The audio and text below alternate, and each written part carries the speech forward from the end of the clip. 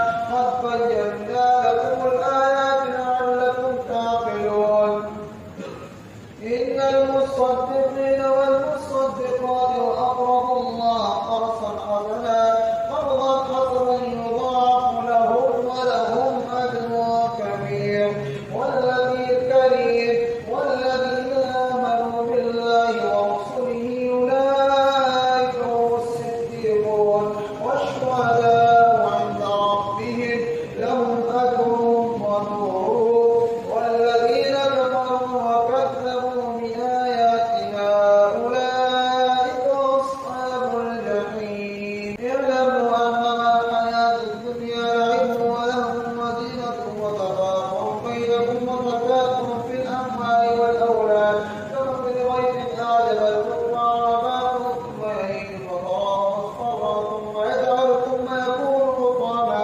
ثم يكون حطاما وفي الآخرة عذاب شديد ومغفرة من الله ورضوان وما الحياة الدنيا إلا متاع الغرور سابقوا إلى مغفرة من ربكم وجنة عرضها كعرض السماء والأرض أعدت للذين آمنوا بالله ورسله ذلك فضل الله يؤتيه من يشاء والله ذو الفضل العظيم ما أصاب من مصيبة إلا فيما أصاب من مصيبة ولا في أنفسكم ما أصاب من مصيبة ولا في أنفسكم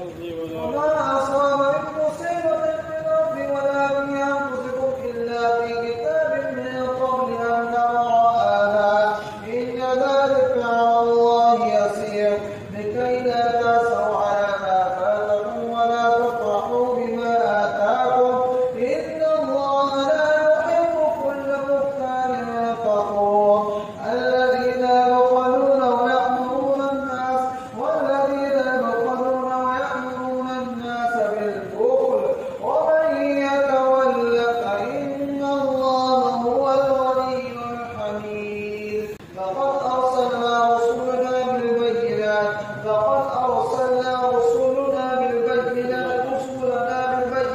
وأنزلنا معهم الكتاب والميزان ليقوم الناس بالقسط وأنزلنا الحديد فيه بأس